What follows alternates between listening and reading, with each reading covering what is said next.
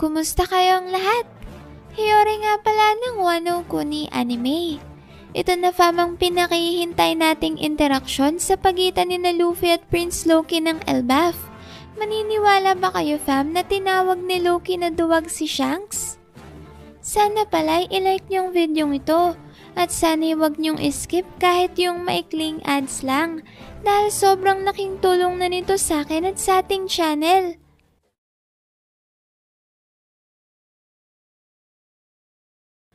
Bago natin puntahan fam ang pinaka-exciting na bahagi ng chapter 1131, ay alamin muna natin kung ano na bang nangyari sa grupo ni Zoro. Matatandaang nauna na ang grupong ito sa pagtawid sa mahabang hanging bridge. Pagkatapos tumalo ni Luffy pababa sa masukal na kagubatan upang hanapin ang pinagmumula ng malakas na haki na kanyang nararamdaman. Sa chapter na to fa, may malalaman na nga natin na tinutugis na pala ang grupo ni Zoro ng isang grupo ng mga pirata na pinangungunahan ng giant na si Rodo. Mabuti na lang at nagawang matakasan ni Zoro ang mga piratang ito at matagumpay nilang nailigaw ang grupo ni Rodo. Hindi naman binanggit sa mga pasilip na to fam kung kasama ba sa mga tumutugis sa Straw Hats ang iba pang crew ng New Giant Warrior Pirates na sina Goldberg at Gerd. Pero malaki ang posibilidad na hindi sila kasama sa grupo ni Rodo dahil sila nga mismo dapat ang aaresto dito dahil sa illegal na pagpupuslit nito ng mga imigrante sa loob ng Elbaf na siya ngang mahigpit na pinagbabawal ng batas na pinapatupad ng mga giants doon. Pagkatapos namang matakasan ni Zoro ang grupo ni Rodo, ay makikita na nga natin ngayon si Robin na kasalukuyang inihahanda ang kanyang sarili sa muli nilang pagkikita ni Jaguar D. Sol. Kasama na din nga sa paghahanda na ito ni Robin fam ay ang pagpapagupit niya ng kanyang buhok kay Brook. Kaya naman ngayon ay makikita natin na nagbalik na ang kanyang buhok sa dati nitong itsura nung hindi pa nagaganap ang 2 taong time skip sa kwento. Bago naman tuluyang nagkita sina Robin at Sol ay bigla na lang lumipat ang eksena kung saan makikita natin ang isang giant na sumisigaw at pinapaalam sa kanyang mga kapwa giants na bigla na lang daw bumagsak sa lupa at nawalan ng malay si Sol. Grabe fam, sana naman ay ayos lang si Sol dahil siguradong mabibiyak ulit ang puso ni Robin sa oras na may masama na namang mangyari sa kanyang matalik na kaibigan na pinagkakautangan niya ng kanyang buhay. Pagkatapos naman yan ay dumako na tayo sa naganap na napakatinding engkwentro sa pagitan ni Luffy at ng prinsipe ng Elbaf na si Loki. Sa chapter na to nga fam, may masasaksihan natin ang pagpapatuloy ng pag-uusap ni na Luffy at Loki kung saan mula lamang sa simpleng pag-uusap na ito ay napakadami na agad na mahalagang revelasyon ng pinakawalan sa atin ni Oda. Una na dyan fam ay ang bounty na pinatong ng world government sa ulo ni Prince Loki. At ang bounty ngang ito ay nagkakahalaga ng tumataginting na 2.6 billion belly. Marahil sa unang dinig ay maaari pa tayong maliitan sa bounty na to. Pero isipin muna natin to fam. Hindi ba't ang naunang bounty ng kapitan ng Giant Warrior Pirates na sina Dory at Brogy ay nagkakahalaga lamang ng 100 million? Subalit pagkatapos nga ng mga malalaking kaganapan sa Egghead, ay tinaas ng world government ang bounty ng mga ito paakyat sa 1.8 billion belly. Balikan naman natin ngayon ang bounty ni Prince Loki na 2.6 billion belly. Considering na simula pa lang ito ng panibagong arc, ay ganito na kagad kalaki ang kanyang bounty. Gaano kaya sa tingin niyong itataas nito kapag natapos na ang mga makasaysayang pangyayari na nakatakdang maganap sa Elbaf arc? Isa pang magandang halimbawa fam ay ang bounty ni Blackbeard nung unang beses na pinakilala siya bilang isang Emperor of the Sea. Pansinin niyo to fam, ang bounty dito ni Blackbeard ay nagkakahalaga lamang ng mahigit kumulang 2.5 billion bounty. O diba fam? Mas malaki pa ang 2.6 billion na bounty ni Loki. Ibig sabihin nito, sa halagang 2.6 billion na bounty ni Prince Loki ay tinuturing na siya ng world government na isang malaking banta na may panganib na daladala na sing-label ng mga Emperors of the Sea. Ipinakilala ang bounty na ito ni Blackbeard fam noon pang chapter 925 sa simulang bahagi pa ng Wano Arc. Pero tingnan natin kung ano ng bounty ni Blackbeard pagkatapos ng mga kaganapan sa Wano Arc. Ayan fam, 3.9 billion belly. Diba halos tumoble na? Kaya malaki talaga ang posibilidad na mas tumaas pa ang bounty ni Loki kapag natapos ng Elbaf Arc. At base pa nga lang dyan, ay magkakaroon na kagad tayo ng ideya kung gaano talaga kalakas si Prince Loki. At ito na din ang magpapaliwanag kung bakit kinailangan pa na magtulong-tulong ang pinakamalalakas na mga mandirigma ng Elbaf para lang mapigilan at maikulong ang Accursed Prince. Binanggit din pala sa chapter na to fam na ang halagang 2.6 billion belly ay isang espesyal na bounty na pinato ng world government kay Loki. At so far fam, ay hindi pa dinidetalye sa mga pasilip na to kung ano ba talaga ang ibig sabihin ng pagiging espesyal ng bounty ni Loki at kung ano ba ang kanyang ginawa para ituring siyang malaking banta at panganib ng world government at marines. Sa pagpapatuloy naman ng chapter, ay malalaman natin na dahil nga isang Devil Fruit user si Prince Loki, ay gawa sa purong Kairoseki o Sea Stone ang kadena na nakapulupot sa buo niyang katawan. Nang sa gayon ay manghina ang Accursed Prince at hindi niya magamit ang kanyang Devil Fruit ability. Sinabi din sa chapter na meron palang mga mababangis na hayop na nagsisilbing gwardya ng bilangguan ni Loki, na ngayon ay makikita nating patuloy na rumoronda at nagpapatrol sa paligid ng kulungan na ito. Ang lugar namang ito na kinaroroonan ng bilangguan ni Loki ay tinatawag na Underworld, ang pinakailalim na bahagi ng Yggdrasil o World 3. Kung mapapansin natin fam, ay hango sa North mythology ang mga terminong ginamit dito, na siya naman talagang pinagkuhaan ng inspirasyon ni Oda para sa buong kaharian ng Elbaf at pati na din sa mga karakter nito. Sa bahaging ito naman ng chapter fam ay masasaksihan na natin ang napaka-interesanteng pag-uusap ni na Luffy at Loki. Dito nga'y sinubukan ni Loki na linlangin si Luffy, nang sa gayon ay pakawalan siya nito. Sinabi dito ni Loki na kung papalayain siya ni Luffy ay papabagsakin niya ang kahit sino mang pirate crew na gustong ipatapos ni Straw Hat. Pero kilala naman natin si Luffy fam, diba? At alam naman natin na hindi niya tatanggapin ang alok na ito ni Loki. Kung pagkain sanang inalok niya, edi talaga namang walang kaduda-duda na mabilis niyang mauuto si Luffy. Habang nagaganap naman ang pag-uusap ni na Loki at Luffy, ay mapapansin natin ang pagiging tuso ng Accursed Prince.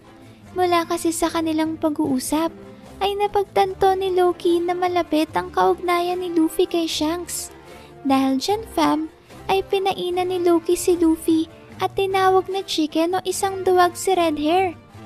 Naging epektibo naman ang pagpapain na ito ni Loki, na kagad niyang kinagalit ng sobra ni Luffy. Dahil dyan ay mabilis na nag-transform sa kanyang Gear Force si Luffy at naghanda sa pag-atake sa Accursed Prince. Sa ngayon fam ay hindi pa natin makukumpirma kung natuloy ba ang pag-atake ni Luffy kay Loki. Dahil sa punto na magpapakawala na ng kanyang atake si Luffy, ay doon naman sinabi ni Loki na nagbibiro lamang siya. Dahil nga fam ay katusuhan itong si Loki, ay hindi din natin matitiyak kung sinasadya ba talagang galitin ni Loki si Luffy, nang sa gayon ay masira nito ang mga Kairoseki na kadena na nakapulupot sa kanyang katawan at makalaya na siya sa kanyang pagkakabilanggo.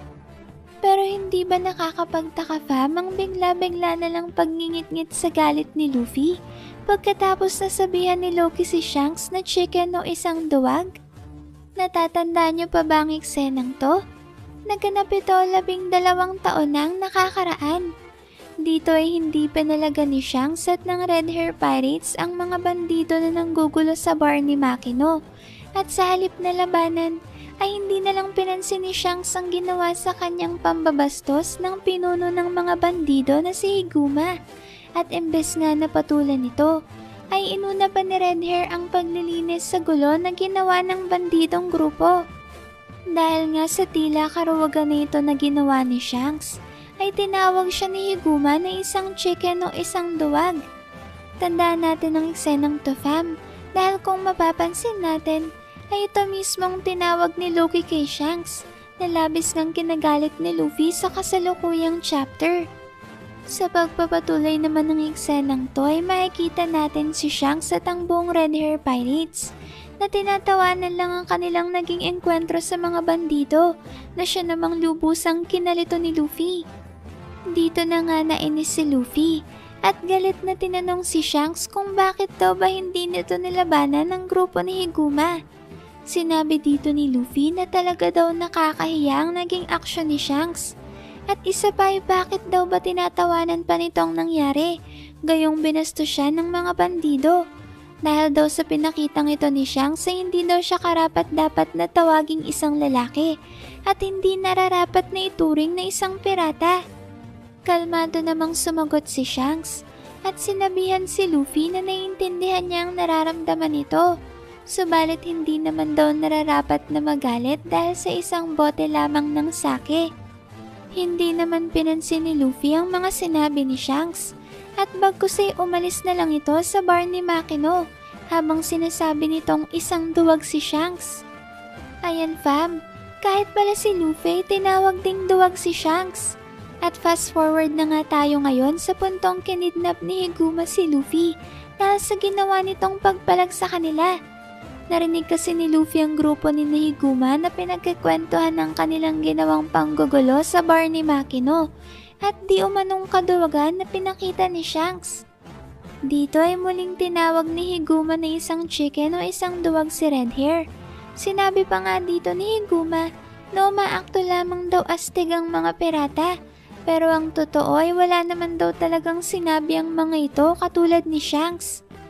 At dito na nga natin makikita fam ang naging reaksyon ni Luffy sa pagtawag ni Higuma ng chicken o duwag kay Shanks. Katulad nga ng naging reaksyon ni Luffy kay Loki, ay nagngingit-ngit dito ang batang si Straw Hat at nagpupuyos sa galit na sinugod si Higuma. Ang pagsugod na ito ni Luffy sa mga bandido ay nagresulta naman upang kidnapin siya ng mga to, na siya namang nagtulak kay Shanks upang sa wakas ay palagan ng bandidong grupo. Sinabi dito ni Shanks na wala siyang pakialam kahit ano pang gawin ng grupo ni Higuma. Subalit sa oras na galawin niya ang kanyang mga kaibigan, ay hindi niya mapapatawad ang mga ito. Dito na din siguro nakuha ni Luffy ang kanyang ugali na hindi pagpapabaya sa kanyang mga kaibigan at talaga namang gagawin niyang lahat may ligtas lamang ang mga ito. Kaya naman gano'n na lang talagang pagkainis ni Luffy sa sino mang lumalapastangan sa pangalan ni Shanks. Dahil ito talagang nagbigay sa kanya ng inspirasyon upang maging isang pirata. At bilang konklusyon sa sobrang nakakamiss na mga eksenang to, ay ang pagliligtas ni Shanks kay Luffy hindi lang mula kay Higuma, kundi pati na din sa kinatatakutang Sea-King sa Fuchsia Village na si Lord of the Coast. Dito ay nagpasalamat si Shanks kay Luffy sa ginawa nitong pagtatanggol sa kanya mula sa pang-aalipusta ng mga bandido. Humagulgol naman sa pag-iyak si Luffy dahil nakita nitong sinakripisyo pala ni Shanks ang kanyang kaliwang braso, may ligtas lamang siya mula sa dambuhalang Sea-King.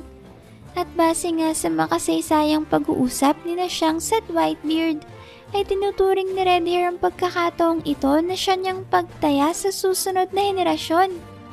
Mula din nga sa eksenang to fam ay makikita natin ang isa pang legendary moment sa One Piece, na pagpapamana ni Shanks ng kanyang signature Straw Hat kay Luffy at ang kanilang sumpaan na ibabalik ito sa kanya ni Luffy sa oras na isa na siyang magiting na pirata. Nakakatuwa din naman talaga fam ang naging komento ng first mate ng Red Hair Pirates na si Ben Beckman na sinabing magiging big time si Luffy pagdating ng araw. Kagad namang sumang-ayon si Shanks at sinabing naaalala niya daw kay Luffy ang mga panahon nung nagsisimula pa lamang siyang maging isang pirata. Ayan fam ang dahilan kung bakit gano'n na lang ang galit ni Luffy kay Loki nung sinabihan itong isang chicken o duwag si Shanks. Utang kasi ni Luffy kay Shanks ang buong dahilan kung bakit siya naging isang pirata. At kasama na din dito ang magagandang pag-uugali na nakuha niya kay Redhair. Kagaya na lang ng hindi niya pag-iwan sa kanyang mga kaibigan, ano man ang mangyari. Sa dulo naman ng interaksyon ni na Luffy at Loki, ay napansin ni Luffy na merong naging ugnayan si Loki kay Shanks. Dahil dito ay pinagpaliwanag ni Luffy si Loki kung anong naging koneksyon nito kay Redhair. Subalit dito ay umiral na naman ang pagiging tuso ni Loki at sinabing sasabihin niya lang daw ang katotohanan kapag pinakawalan siya ni Luffy. Nako fam, sana naman ay wag mabiktima si Luffy ng panlilinlang na ito ng Accursed Prince. Pero sa pagkakakilala na nga natin kay Luffy, ay hindi malayong ganito nga ang mangyari. Paano na lang kaya kung pakawalan nga ni Luffy si Loki? Siguradong malaking gulo na naman ang mangyayari nito sa Elbaf. Pero alam niyo fam, sinabi din pala sa chapter na to na 6 na taon pagkatapos na naikulong si Loki, ay doon naman nahirang bilang isang Emperor of the Sea si Shanks. Ibig sabihin yan fam, ang eksaktong punto na pinakita natin kanina na flashback ni na Luffy at Shanks sa Fuchsia Village ay ang parehong taon kung kailan nakulong sa Elbaf si Prince Loki. Grabe, kung papansinin natin ang mga pangyayaring to fam, ay lumalaki na lalo ngayon ang posibilidad na may kinalaman nga talaga si Shanks sa pagkakakulong kay Loki. Katulad nga fam ng nabanggit natin sa huli nating video, ay mataas talaga ang tsansa na si Shanks ang siyang nakaharap ni Loki. Kaya naging posible para sa Elbaf na maibalanggo ang Accursed Prince. Kung iisipin kasi natin fam, sino lang bang may kayang tumapat sa kakayahan ng pinakamalakas na individual sa Elbaf na tinuturing na pinakamakapangyarihang bansa sa buong mundo? Grabe, simula pa lang ito ng Elbaf, pero sobrang hype at excitement na kagad ang sinesetup na mangyari ni Oda sa kwento.